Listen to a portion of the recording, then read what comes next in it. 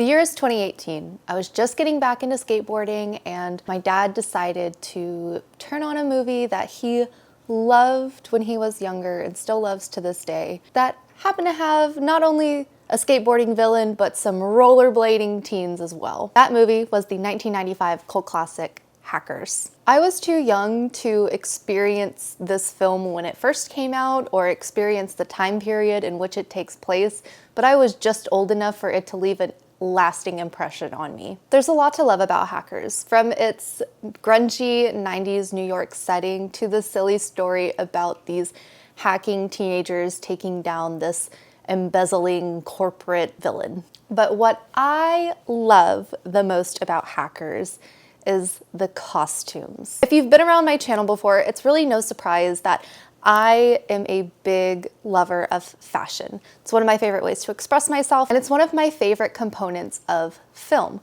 whether it be period pieces or more contemporary. Since I've watched Hackers, the fashion has always left an impact on me, and every time I watch it, I notice something new. If you are a fashion girly who stumbled upon my channel and you have yet to see this film, I highly recommend, because there is so much to love in it. For me, what makes a costume department successful in a film is how timeless it is. I feel like some films can sometimes fall into a category of their own when it comes to their costume design, in that they kind of feel a little hokey and a little like a time capsule of when they were made. And most of this comes from that a lot of the pieces in the film are very trendy for the time. They focus a lot on what's popular, and they pull a lot of contemporary pieces. But although Hackers has a very apparent 90s look to it, from the cinematography to the costume and hair and makeup, it has a timelessness to it. Roger Burton is the amazing costume designer behind Hackers. There are a lot of interviews out there, but a lot of the information that I pulled from for this video is a combination of some interviews and also the special bonus features on the Blu-ray, where they kind of interview a lot of the people who helped make this film. When looking for inspiration on kind of how to build up these characters and how they present themselves in the story, Burton and as well as the story department, they interviewed and worked with a lot of real life hackers.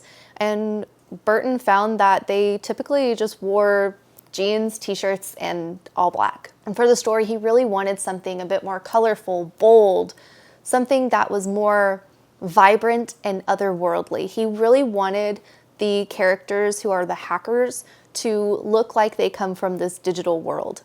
And it's something that I love about this movie, is how not only just how fun and striking the costumes are, I just really love how the main protagonists just kind of stand out from the normal world. There are quite a few scenes that take place in their high school kids. Although they are going about their day-to-day routine, and most of the hacking shenanigans take place at night, but there's not a day-to-night transition for them. They truly embody what being a hacker is. And so while all of their normie peers might be wearing flannels and jeans and graphic t-shirts, their costumes for themselves are a bit more bold, a bit more utilitarian, and very colorful. Burton said that because a lot of real life hackers that he talked to in consulting for the movie, they typically wore all black jeans and plain t-shirts.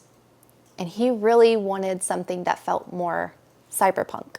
He took a lot of inspiration from club kids, the New Romantics, punks, and inspiration from how people were dressing in the Lower East Side of New York. So what you get at the end of that is this beautiful amalgamation of a lot of different timepieces, a lot of contemporary pieces, military surplus, things that were bought at smaller boutiques, mixed with vintage pieces. There's a stunning red jacket that Angelina Jolie wears from Vivienne Westwood, 1978. There were moto jackets that were pulled from the 70s that Zero Cool wears, and I think one for Angelina Jolie's character as well. And it's mixed with more contemporary pieces for the time. Ironic graphic tees. There's a John Galliano piece, runway piece that Burton just really, really loved and had to have involved in the film. And what I think is so commendable about the costume design is that he was able to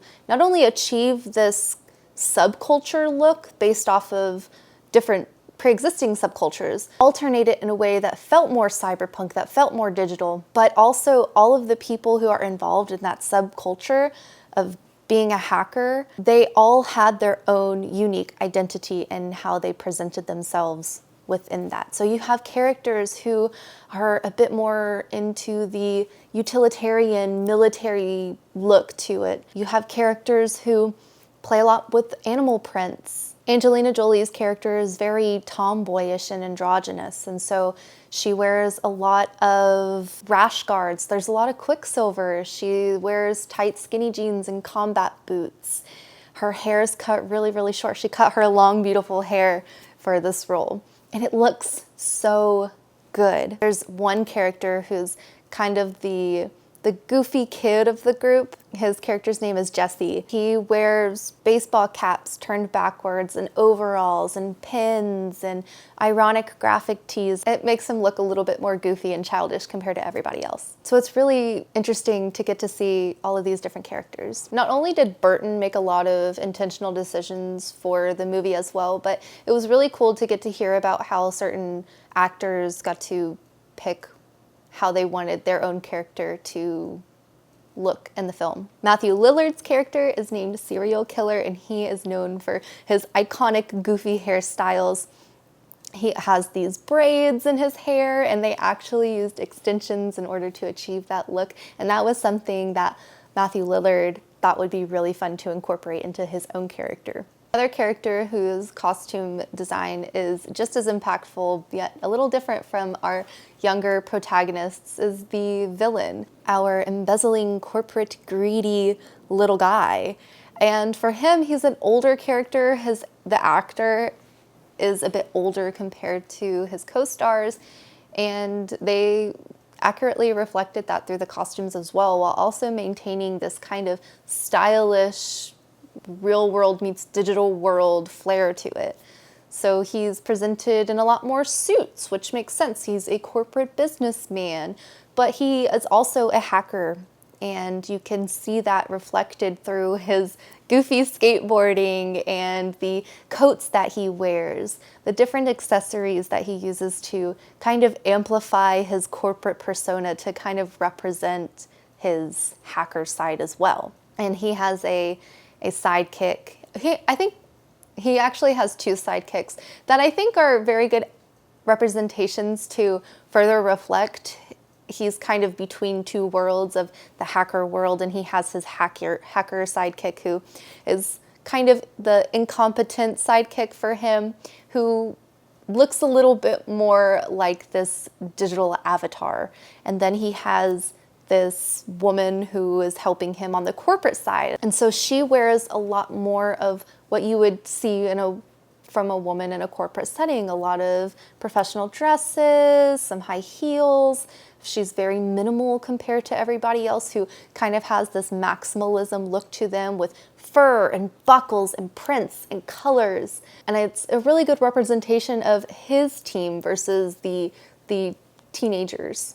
So now that we've kind of gone over all of the nitty-gritty on the love that was put into this film, I want to kind of talk about some of my favorite looks. I have a lot of different looks that I love from this film. There's so many good ones.